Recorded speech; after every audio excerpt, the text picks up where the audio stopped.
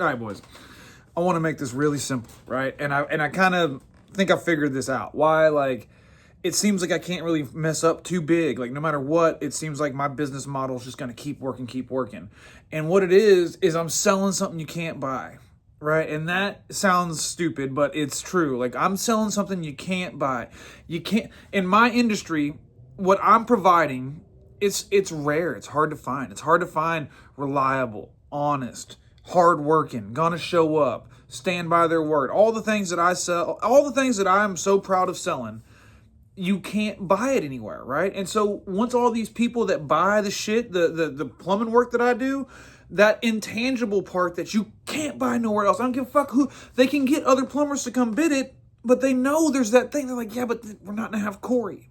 We're not gonna have Corey. So it's like, even though the price is better, they're not gonna have me.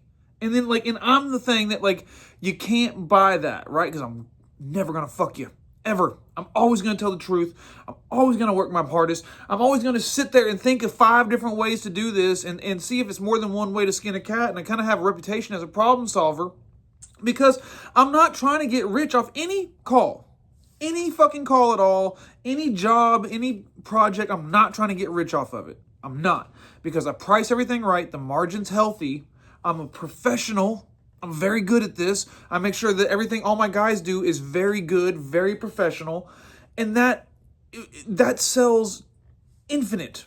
It's so infinitely sustainable, right? So that's why I always talk so much about cost of goods sold and the way you treat your customers and your employees. Because if your employees are bought in and they're gonna ride with you, they're bought into the mission, you're taking care of them, you're making sure to, like, you know, and I think I fail at this sometimes, but you're making sure to recognize the efforts your employees put in and like make sure that they know how much they're appreciated. Because dude, I really do. I mean, like, I worry about them not knowing how appreciative I am of them because of the hard work they do. But if you have all those things in going, you just need to figure out that thing that makes you special, right? That thing that you're selling that nobody else is fucking selling, right? And there's something about you, right? And so I've talked all this shit about the sales guys and residential, and I really think I figured out why it doesn't work for me. I don't like people kissing my ass. I don't like when people try to make me feel like Mr. Big Man. It feels patronizing to me.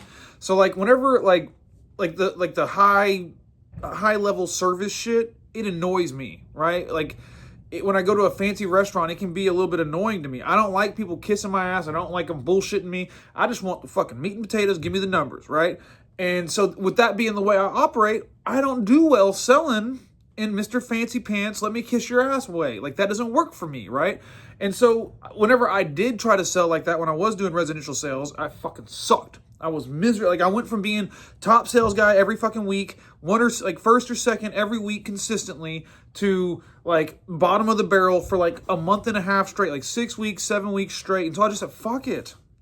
I'm not doing this. Like, I would give options to people when it was time to give options, right? Like, if I walk in and it's like it's clear as day this person just wants the cheapest option, I'm not going to fucking try to convince you to fucking give me 10 grand, right? I'm not going to find some way to get you to fucking do a big job. And I just don't like that. So it didn't work for me, right? But whenever I was just going and fixing your problems, it was so natural for me to just, oh, yep, let me be the guy. I'm your guy that's going to solve your fucking problems. And I'm going to, like, whatever you're worried about, I'm going to make it go away. And once I went to doing that, it was unique to me, right? I was being authentic to what I really am. I wasn't being someone I'm not. I wasn't trying to do shit I'm not comfortable doing. It was only, not to say that, like, it's a bad thing to be Mr. Fancy Pants residential sales guy with 3 options, even though they don't want it, blah, blah, blah. Because there's a chance that you may like that. You may want that white glove service, you may want someone to jerk you off. I don't like it. And I'm not knocking people for that, because there's a lot. My dad was like that. My dad wanted to be Mr. fucking Big Man. Whenever he went in somewhere, he wanted them to roll out the red carpet. Like, to me, I want to sneak in the back. I don't want no eyes on me. I want as little attention as possible. Like, from the, So just figure out what you got that nobody else can fucking sell, and lean into that shit. Lean into it. And then, like I said, as long as you're a pro doing a good job, your cost of goods sold, you really know what it is.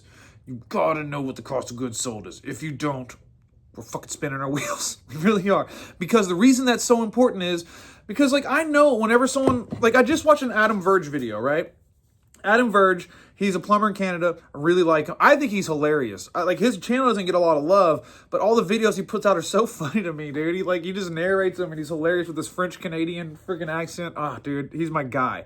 But I just watched him do a job, and I could easily, what it was, he had to jackhammer up some concrete in the basement, dig up a pipe, cut out some piping, redo the stack, and put in a new backwater valve. And so I knew right then and there, I was like, okay, that's 2 days of labor. And in my world, it's $1,400 a day for labor. That's my world. In your world, may be different. So that's $2,800 in labor costs right then and there. I was like, okay, he's got to buy concrete, some ABS pipe, a backwater valve, some plywood, some fucking hardware. It's like, so about $1,200 in material, maybe let's call it $1,400, be safe, plus the $2,800 in fucking labor, plus that 14 is... $4,200 in cost, right? And then we're gonna put a 0.6 margin on that, which would probably put us at, like $7,000, $6,900, something like that.